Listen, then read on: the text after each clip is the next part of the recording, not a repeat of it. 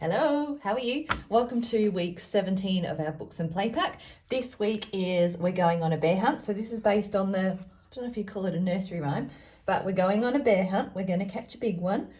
I'm not scared. What a beautiful day. So it's a little bit different, but it's based on that rhyme. And as they go through the grass fields and the river and the muds, so I don't want to go through all of them. Oh, actually, no, I will quickly. A snowstorm. And then they go into the cave. And through each part of the book, there's different descriptive words of the noises it's making as they're going through that part of the journey. Yeah? So we've got some activities around that. We've got activities around sequencing and ordering as well. And with this book, you've got it where they journey from home all the way to the cave, and then they see the bear and they run all the way back. So you've got it all the way back in backwards as well, if you can remember. Good memory one. So we've got the book there. We make a mask as well. I'll show you the different activities and then I'll go and make them in fast forward and then come back and discuss some of the educational benefits. So we've got the mask there. This one I'm really interested to see. So it works well in my head. I haven't done it in real life yet. So this is going to be a sensory garden. So we're going to use cutting. So that fine motor skills, bilateral coordination for cutting up the grass there. So we stop at this point here. We're then going to curl it and make a grass field. So that goes with this activity here. So the sheet's a bit plain at the moment, but once we cut out the grass and stick it on here, we're going to put blue cellophane for the river that they cross. We're going to put, make just a dirt mix with corn flour, cocoa and oil. And then I'm going to stick that on here for the mud.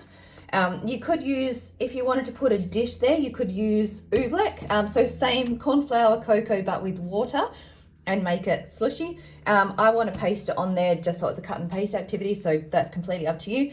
I'm going to make the crepe paper trees. You could do this with toilet rolls and crepe paper as well. Sorry, I said crepe paper and I'm holding trees in my hand.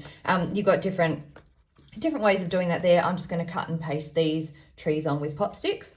Cotton balls here for the snowstorm and then make a Play-Doh cave here. I'm not sure if I've got brown Play-Doh. I don't want a green cave, so I'll see what I come up with here. With these as well, you don't have to do what I've told you to do. If you don't have cellophane, use crepe paper. If you don't have that, use something blue, cut and paste. Otherwise, color paper blue, then rip it up. Or just draw a river on there, yeah? So there's a number of different ways to do that. I'm really excited to see how that actually looks. Might be a disaster. Shouldn't be. I hope not. So that's that one over there. We've done the masks, so that's over there. This one. I love the look of this one. So this would be great in a kindy class. So when you go out and do your obstacle courses. So we've got our different prepositions. So left, under. We've got different instructions. Big step, jump up, jump down, over, right, little step, stomp. So we've got action words as well. So stomp like an elephant, bringing in similes too. So just building that language and vocabulary. Through, crawl like a caterpillar, scurry like a crab, wade like a duck, swim like a shark, fly like a bat, tiptoe. Isn't it cute? Because tiptoe came from the book as well. So some of these are from the book, then we've expanded on that too. So tiptoe like a lobster. Do lobsters have nippy things? Lobster. No, they don't. Crayfish? Oh, I don't know. A crab? No. A yabby? A yabby has claws like that. I don't know. I don't do seafood. Anyway, so we've got the different instructions there. So this is for you. I could see you using this in a classroom and holding up each one, particularly these ones, and getting your class to act out those actions. Yeah, so when we're putting an obstacle course together, you can do this with a class at home. I would use monkey bars and sandpit where you could, so what you've got around you in your backyard. Otherwise, just get out cushions and do it in the lounge room, yeah, with furniture. But we've got our different prepositions, so our instruction words. We've got our action words, and then these are actions like, sorry, that should go there. Actions like an animal, and then we've got action words for how we're moving. Does that make sense? So to put these together, use as many as you can. And we're also bringing in creative play and imaginative play for this one as well. So that would be hard to get photos. I would love to hear your ideas and how you use these cards. But that is one activity. So we'll put that one aside. It's, yeah, hard for me to show you. Well, I can't show you. There's only me here as far as how that could be used. I need a teacher to use this stuff and then give me feedback. Anyway, so the next activity, we've got all our action descriptive words. So our adjectives from the book. We've got squelch, squelch, squelch, squelch, squelch, squelch. So this sounds like a noise. You could ask your kids, what could make that noise? And it sounds like squelching in the mud. Yeah? I think that's the mud one. I'm not sure. I didn't want to go through the book and remember it all freshly because I want to show you how you would use these activities without the book to start. So if you've got a younger one, you could refer straight back to the book. But I would also ask and discuss, I suppose, what could make that noise. Yeah? And then we've got swishy, swashy, swishy, swashy, swishy, swashy. Possibly the grass. So the noise that the grass would make as you went through it. Stumble, trip, stumble, trip, stumble, trip. Now tripping, out of the different places they went, I would say forest. Hang on. That's what this is for. Move this out of the way. So I'm going to put what I'm guessing first. So we're bringing in a bit of prediction, but educated guesses. And we're discussing why I think it should go here. So squelch, squelch for the mud. I think stumble, trip for the forest, because you'd be tripping over the leaves and branches at the bottom. Swishy, swashy for the grass, because I can imagine that noise kind of in the wind. Hoo woo, hoo woo. It sounds like an owl. Possibly a snowstorm. Splash, splosh, I would say for the river, because rivers splash, like the water splashing. And then tiptoe for the cave. I remember that one because there's a bear and I'd be tiptoeing too. Yeah? So I'm pretty sure I've got them right. Let's check. So we've got swish, swash for the grass.